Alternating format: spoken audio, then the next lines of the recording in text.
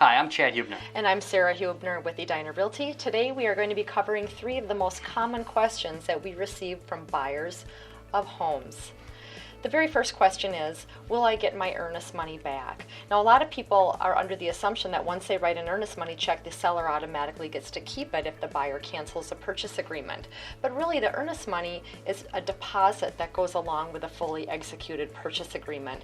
And this is refundable to the buyer in a number of situations. We're going to be covering a video soon on earnest money in particular, but just in a nutshell, the buyer will get their earnest money back if they back out on inspection within the inspection contingency timeline.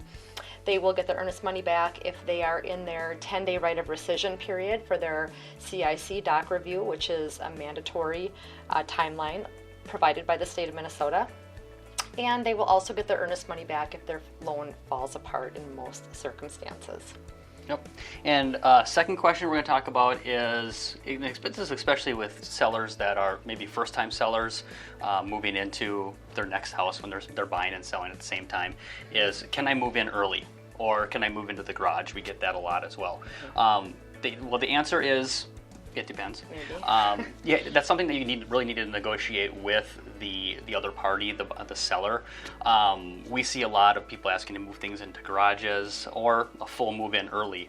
Now, there are some pros and cons to doing that. You got to keep in mind that you'd be moving into a property that you don't own yet, so you have to think about insurance, and then you also have to think about, well, what if something goes wrong?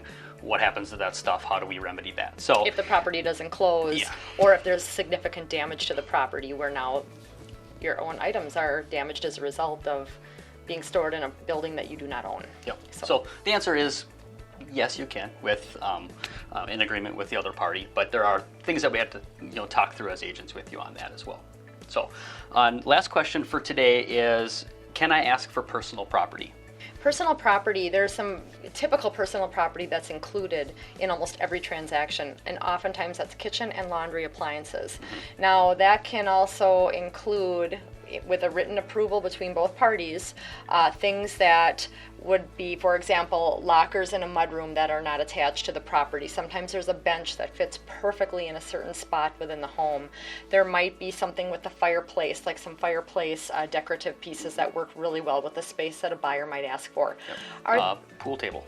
Pool tables are a common request. Swing sets are a common request. These are all personal property items that really technically would go with the seller unless they are requested by the buyer and the seller consents to leave those in the purchase agreement for the buyer in writing. Yeah. And that's something that we kind of take a lot of pride into is writing up a proper personal property agreement, which is separate than a purchase agreement, but it's an agreement between buyer and seller that the buyer is going to be purchasing certain property that's not attached to the purchase agreement for $1, which it stays on the personal property. And to clarify, sometimes that property is purchased separately outside of closing. Yes. Sometimes it is included in the purchase agreement, and so that is really where a discussion needs to be had. Absolutely. So if you have any other questions, if you're a buyer or seller and just want to run some stuff by us, we could even put it into a video. But let us know if you have any questions on anything on the market. And watch for that earnest money video coming soon.